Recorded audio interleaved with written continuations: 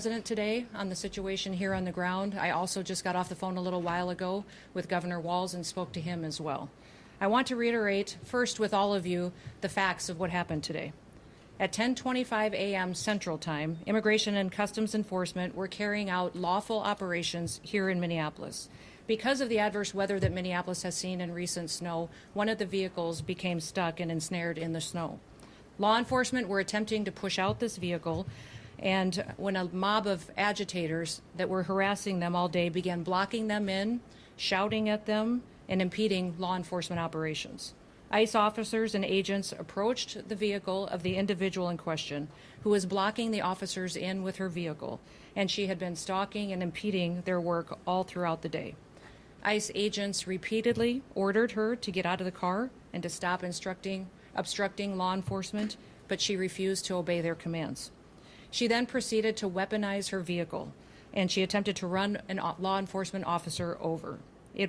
This appears as an attempt to kill or to cause bodily harm to agents, an act of domestic terrorism. The ICE officer, fearing for his life and the other officers around him and the safety of the public, fired defensive shots.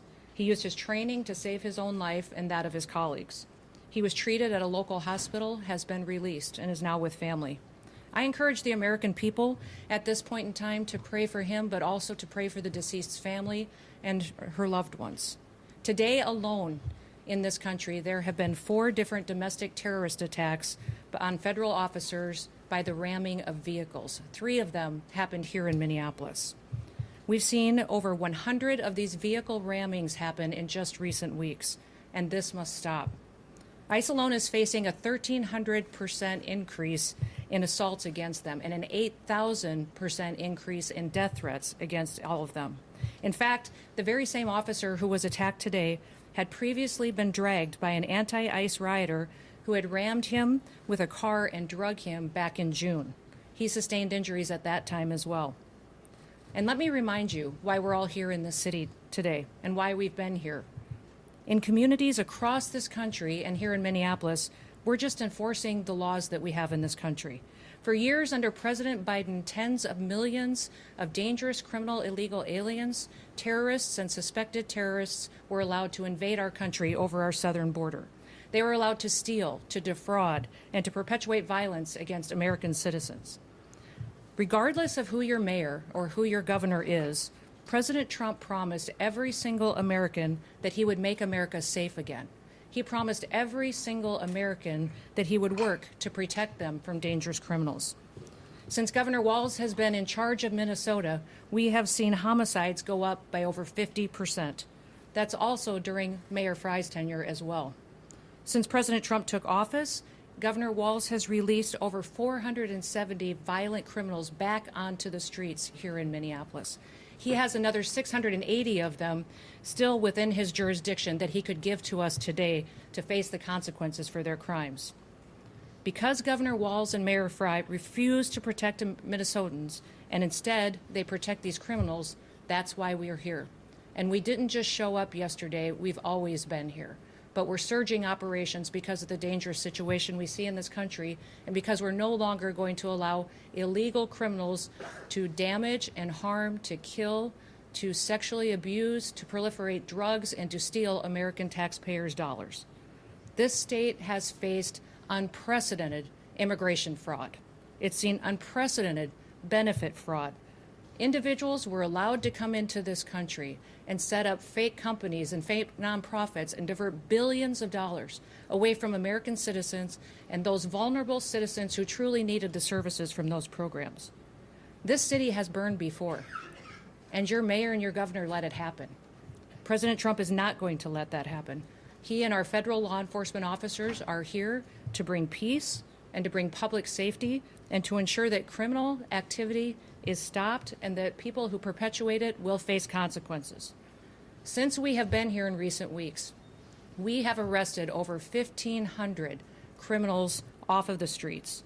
Our law enforcement has arrested murderers, known and suspected terrorists, child pedophiles, and other brutal criminals that were protected here in this city.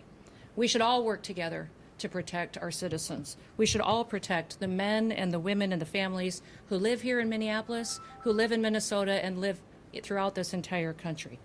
I want to thank you for being here, and I want to thank you for focusing on the important work that our federal officers do and make sure that we're focused on the priorities of this country, and that's making sure that we're keeping people safe.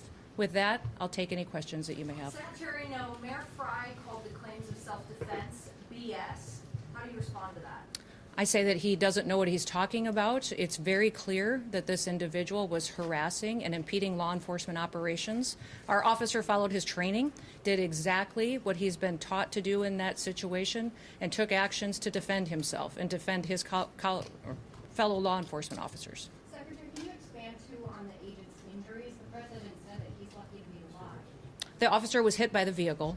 She hit him. He went to the hospital. A doctor did treat him. He has been released, but he's going to spend some time with his family.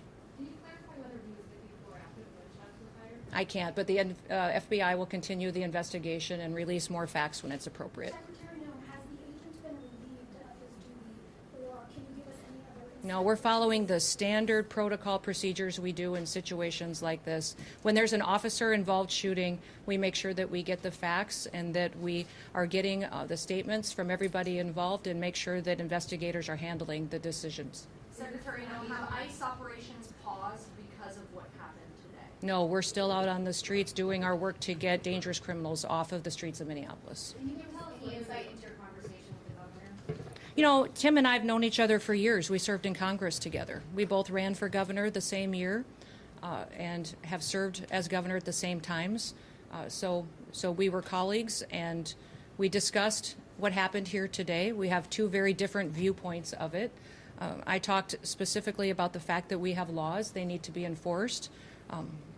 He knows that I believe sanctuary policies have protected criminals and placed a priority of them over the citizens that live here, and he knows we'll continue to do our work, and I encouraged him to work with us. We've never had a cooperative arrangement with law enforcement here.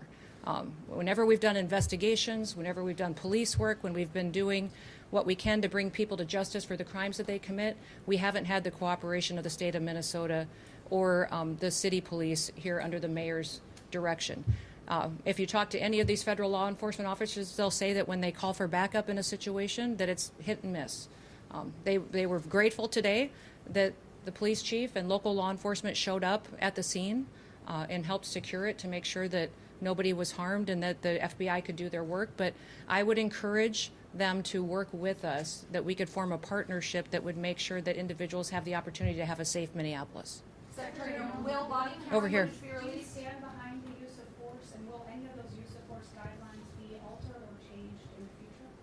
You know, it's clearly established law that a vehicle driven by a person and used to harm someone is a deadly weapon. Deadly force is perfectly lawful when a threat is faced by a weapon.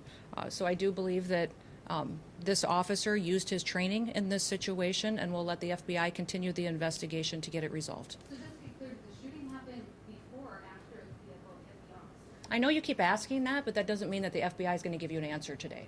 There will be an investigation. We want to make sure that it's factual.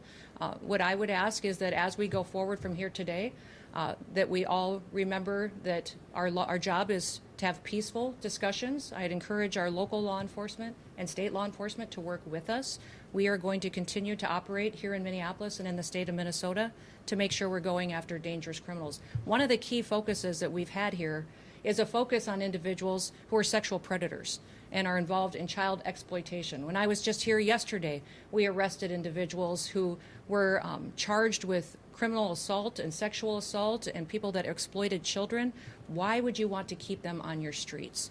President Trump has promised to go after the worst of the worst, and that's exactly what we're doing in Minneapolis. By not working with us, Governor Walz and Mayor Frey are putting those criminals and prioritizing them over our children and our grandchildren. Governor Walz said that he is not giving any heads up when there is going to be. And that's simply not true. He said that to me on the phone too, so I'll get him the documentation that he needs so that he knows that we would love to coordinate with him.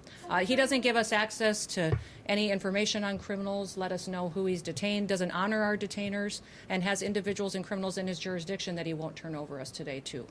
Question. Yes. You mentioned that the officer involved today was once before ran by a vehicle. Can you explain the difference between that instance and today? Was a firearm discharged then? If not, what was the difference? I won't speak to that case right now, but we can get you the details and the information on that. But the facts of the matter is he's an experienced officer. He's been in situations like this before, and he certainly has been out there and followed his training today. Given the threat of vehicle encounters, are you going to change the way You know, people need to stop using their vehicles as weapons. are you going to change the This domestic act of terrorism to use your vehicle to try to kill law enforcement officers is going to stop. And I'm asking the Department of Justice to prosecute it as domestic terrorism because it's clear that it's being coordinated.